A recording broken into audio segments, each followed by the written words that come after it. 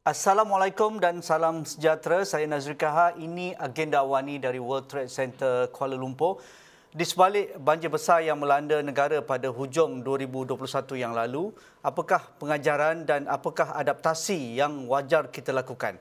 Ramai beranggapan perubahan cuaca dan juga pemanasan global antara faktor penyumbang utama apa yang berlaku pada 18-19 Disember 2021 yang lalu. Episod ini bukan perkara baru kerana sejak beberapa dekad lalu kita sudah melihat peningkatan beberapa cuaca ekstrim, termasuklah kemarau yang panjang, banjir besar, taufan tropika yang mungkin tidak melalui kawasan perairan negara tetapi kita mendapat tempiasnya.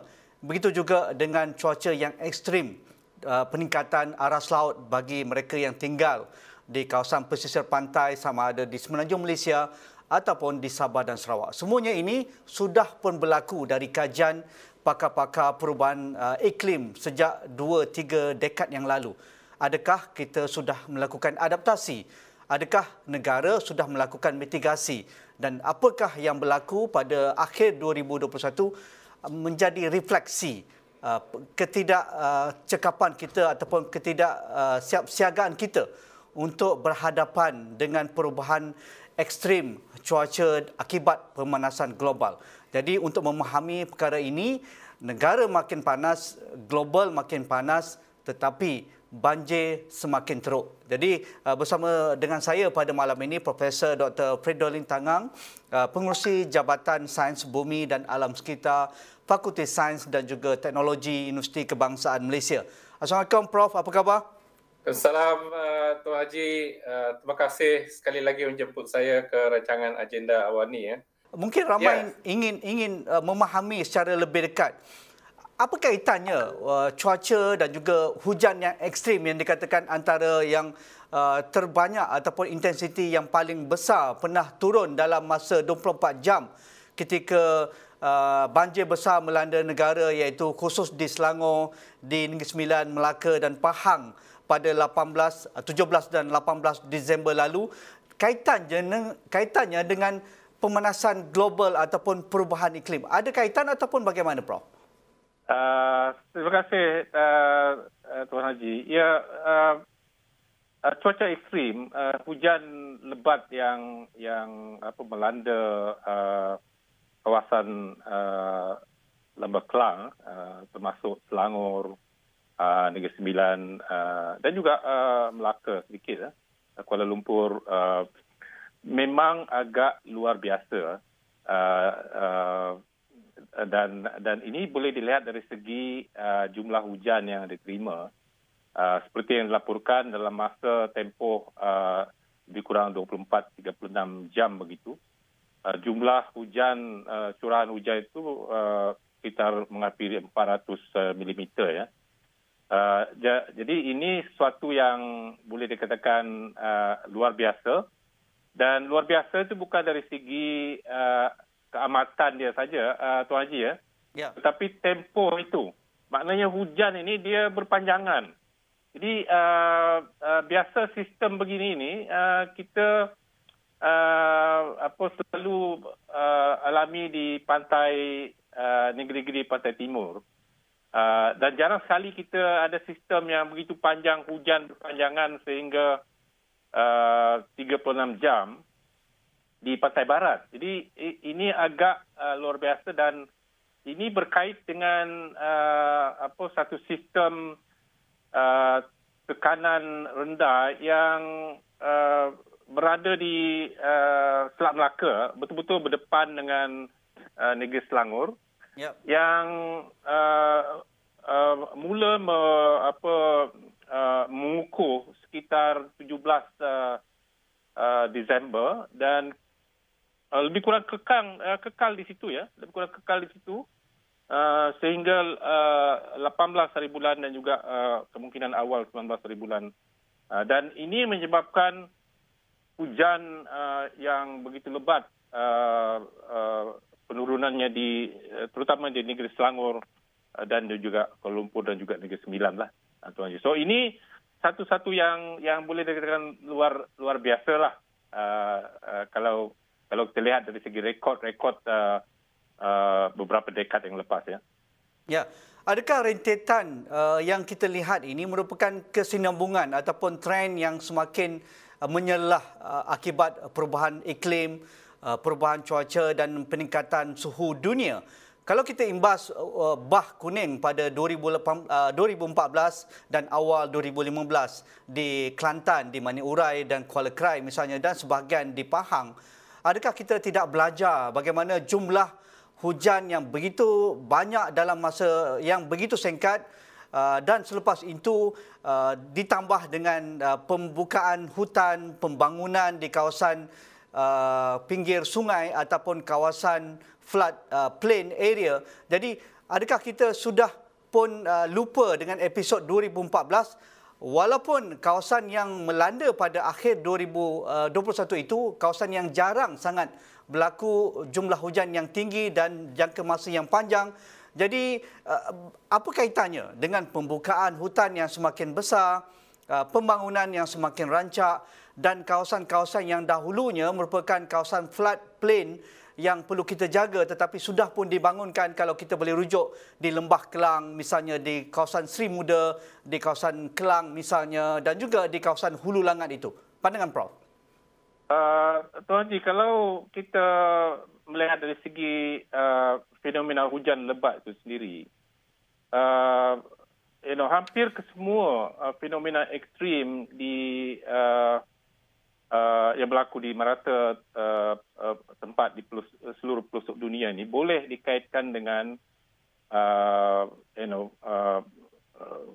pengaruh perubahan iklim, pengaruh pemanasan global.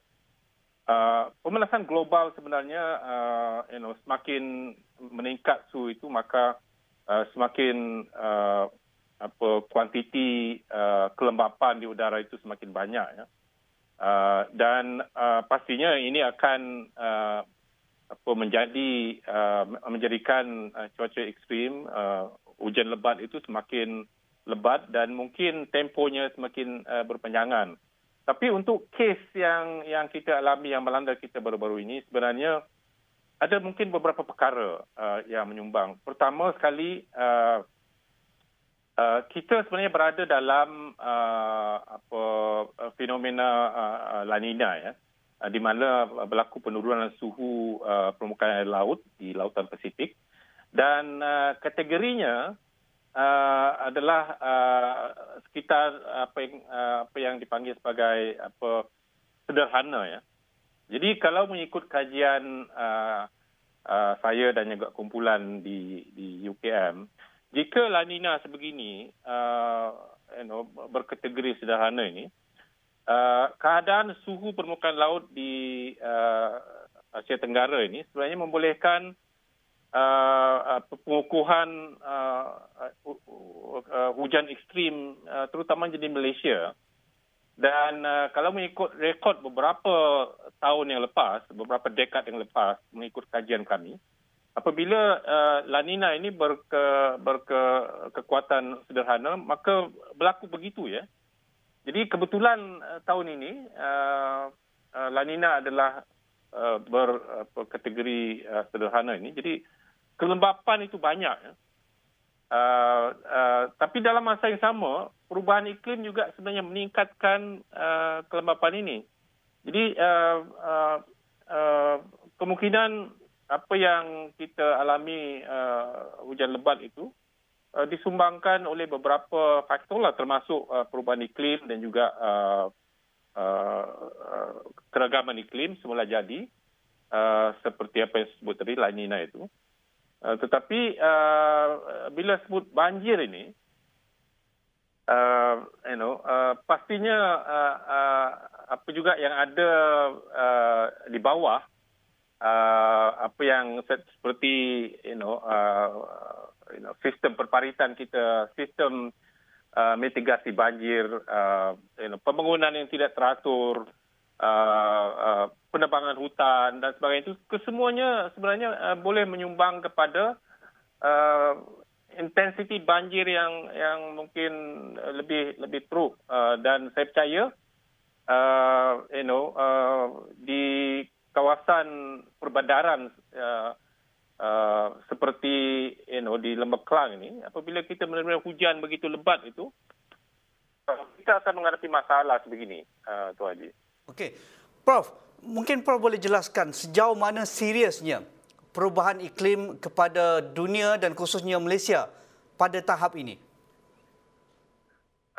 Untuk pengetahuan para penonton, Tuan Haji, pada ketika ini dunia dari segi suhu purata dunia telah menjangkau 1.2 darjah Celsius berbanding dengan suhu sebelum zaman perindustrian di Eropah. Jadi 1.2 itu sudah tak jauh daripada had yang ditetapkan oleh Perjanjian Paris. Perjanjian Paris itu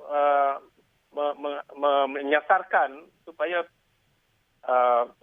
global warming itu atau pemanasan global itu dihadkan pada 1.5. Jadi sudah dekat ya. Jadi setiap darjah peningkatan suhu dunia itu meningkatkan lebih kurang 7% kandungan uap air tambahan, dan ini akan meningkatkan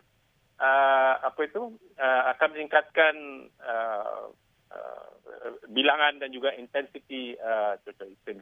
Dan mengikut rekod apa yang ada di Malaysia dan juga di rantau Asia Tenggara ini, sejak beberapa dekad yang lepas, kalau kita tengok rekod dia, memang terdapat peningkatan signifikan dari segi bencana, dan kebanyakan bencana ini adalah bencana iklim dan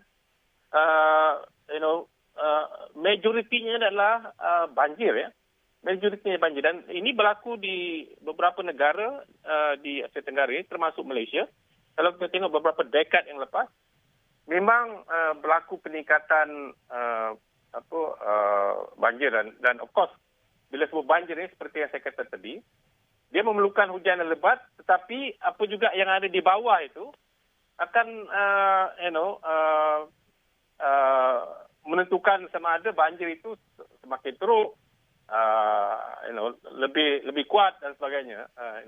Kalau kita banyak hujan pun misalkan, tapi kita mempunyai sistem saliran yang bagus, sistem mitigasi banjir yang cekap, kemungkinan intensiti banjir itu mungkin tidak seteruk seperti apa yang kita lihat ataupun kita alami di kawasan Lembah Kelang baru-baru ini ya, Tuan Haji.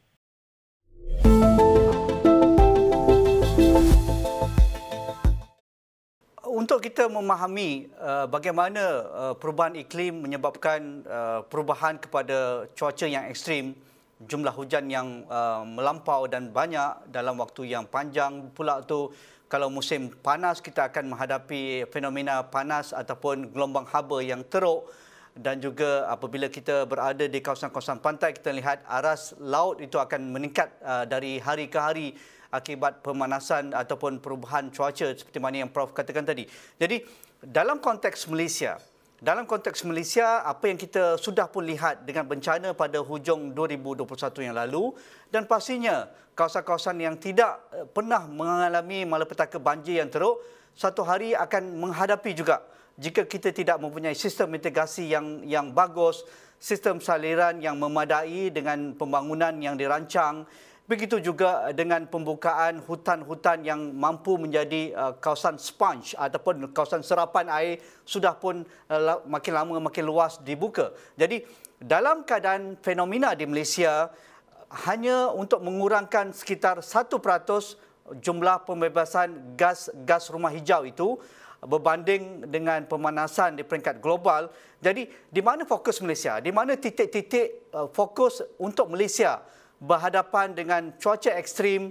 Kalau berlakunya banjir, kita mampu mengurangkan kataupun malapetaka ataupun kerosakan, kurang kehilangan nyawa, kehilangan harta benda, kerosakan harta benda dapat diminimalkan, dan sistem saliran mampu menguruskan air banjir yang ekstrim itu. Pandangan Prof?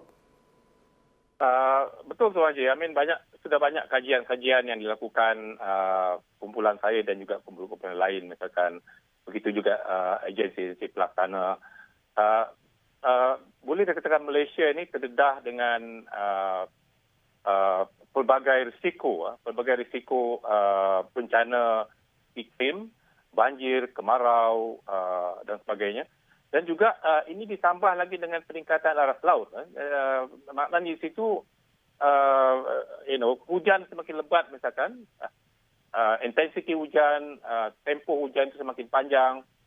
Dan dalam masa dekad-dekad akan mendatang, apabila aras laut itu meningkat, maka ia akan menjadi banjir itu semakin lama menjadi semakin mudah ya. Jadi kita perlu memikirkan harus serius memikirkan bagaimana kita nak mengurangkan risiko bencana iklim seperti banjir begini ya. Jadi persoalan tadi ya, di mana apakah penekanan kita memenangkan Malaysia sebenarnya adalah negara kecil, dan dari segi jumlah pembebasan gas rumah hijau ni, dari segi jumlah keseluruhannya, kalau kita ambil satu dunia, Malaysia menyumbang kurang daripada 1% sebenarnya. Berbanding negara-negara besar seperti China yang mungkin sekitar dalam 20 lebih peratus, 27% begitu, Amerika begitu juga, dan negara-negara di Eropah, Jepun. Malaysia sebenarnya dia menyumbang kecil ya. Jadi itu secara total ya, Tuan Haji ya. Jadi kalau kita katakanlah, kalau kita menumpu hanya kepada aspek mitigasi, iaitu ke arah kita mengurangkan gas rumah hijau ini tanpa mengambil pendekatan ataupun tanpa memberi penekanan kepada aspek adaptasi, itu akan membuka ruang kepada kita meningkatkan risiko bencana di masa akan datang. Sebab kita tahu bahawa iklim ini bersifat global. Bukan maknanya kalau kita mengurangkan gas rumah hijau ni, Malaysia misalkan berjaya mengurangkan gas rumah hijau, bukan maknanya kita tidak akan kena dilanda oleh bencana-bencana seperti begini masa akan datang. Sebab global iklim ini sifat global. Dan negara kecil yang tidak menyumbang pembebasan ini juga akan dilanda dengan fenomena-fenomena begini. Jadi seharusnya kita harus memberi kedua-dua perhatian. Yes, betul, mitigasi pengurangan gas rumah hijau itu penting, dan kalau mengikut per kapita ya, pembebasan per kapita di mana kita puratakan ikut bilangan penduduk, Malaysia sebenarnya adalah antara yang tertinggi ya. Tapi oleh kerana kita bilangan penduduk ini agak kecil, jadi jumlah itu kecil ya. Jadi kita sebagai sebuah negara mempunyai tanggungjawab yang sama dengan negara-negara lain bersama untuk memastikan bahawa pemanasan global ini boleh dikekang ya, boleh dikekang 1.5 darjah, walaupun saya rasa ini agak sukar ya. Tapi dalam masa yang sama ya Tuan Haji ya, dalam masa yang sama kita harus memberi perhatian kepada aspek adaptasi, terutama bencana-bencana iklim yang tak selalu berlaku seperti banjir ini. Tak selalu berlaku, banjir besar tak selalu berlaku. Tetapi apabila dia berlaku, billion of dollars akan hilang. Banyak kematian yang mungkin boleh berlaku. Jadi kita harus memberi perhatian kepada ini, dan semua mempunyai peranan. Semua mempunyai peranan untuk kita ke arah itu, termasuk institusi penyelidikan, universiti, agensi pelaksana, semua mempunyai peranan ke arah memastikan bahawa kita harus bersedia, Tuan Haji, sebab it's a matter of time. Ya. It's a matter of time untuk fenomena begini kita tidak tahu bila berlaku, tetapi kalau mengikut sainsnya, cuaca ekstrim, bencana ekstrim, kalau mengikut sainsnya dari segi rekodnya, dari segi unjurannya akan meningkat di masa akan datang. Prof, kita bercerita tentang mengurangkan risiko bencana. Dan itu saya rasa mantranya ataupun formula yang paling ampuh untuk kita berhadapan dengan perubahan cuaca yang ekstrim dan juga pemanasan global.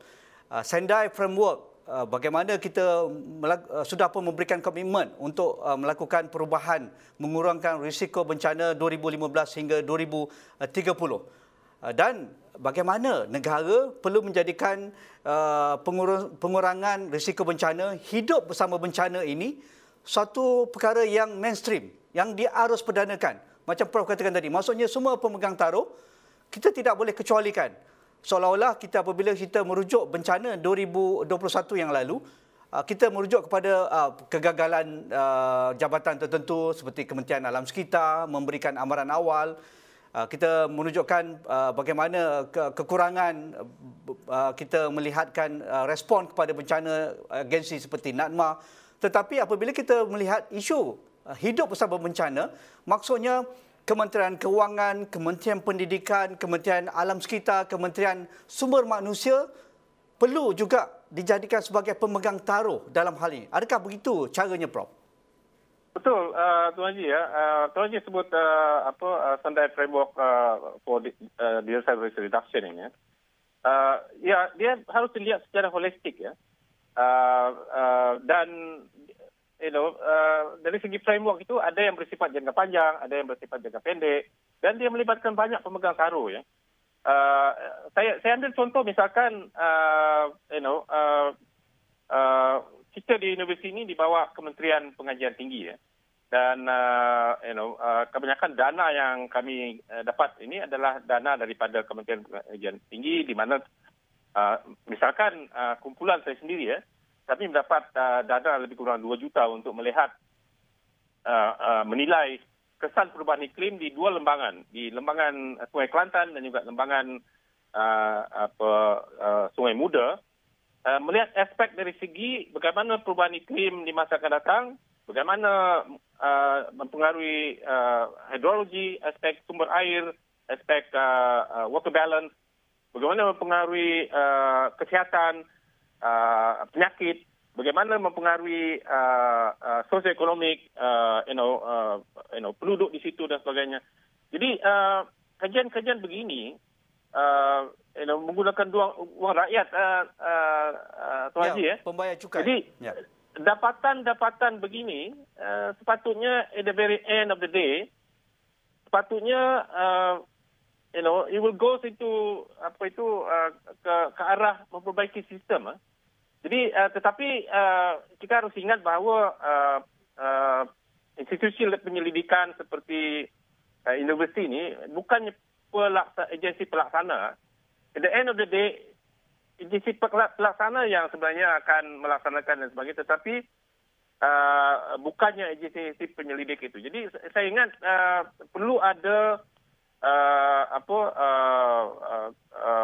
proses ataupun framework di mana kita perlu memastikan bahawa dapat penyelidikan begitu yang di mana dananya adalah dana rakyat boleh digunakan dan boleh diaplikasikan dalam memperbaiki sistem dalam pelaksanaan yang harus dilakukan oleh agensi pelaksana begitu ya. Menarik, Prof. Menarik. Saya rasa ini mungkin siri pertama kita untuk membuka ruang perbincangan yang lebih lanjut bagaimana impak perubahan iklim dan perubahan cuaca yang ekstrim dalam kita mengamalkan hidup bersama bencana ini. Justru itu, Esrawani akan menerbitkan satu laporan khas yang diterbitkan oleh wartawan Esrawani Henry Malik yang bertajuk Hidup Bersama Bencana pada Ahad ini malam. Jadi anda boleh tonton satu laporan yang komprehensif sebahagiannya apa yang kita bincangkan bersama Prof. Dr. Frederlin Tangang dan juga pakar-pakar geosains, pakar bencana dan juga agensi-agensi yang terlibat. Jadi terus bersama kami. Terima kasih Prof atas masa yang diberikan. Saya rasa satu perkongsian ilmu dan juga pencerahan yang amat bermakna pada kami untuk di Agenda Awani pada malam ini. Itu tadi Profesor Dr. Frederlin Tangang, Pengerusi Jabatan Sains Bumi dan juga Alam Sekitar, Fakulti Sains dan juga Teknologi Universiti Kebangsaan Malaysia. Sekian, Assalamualaikum. Kita jumpa lagi.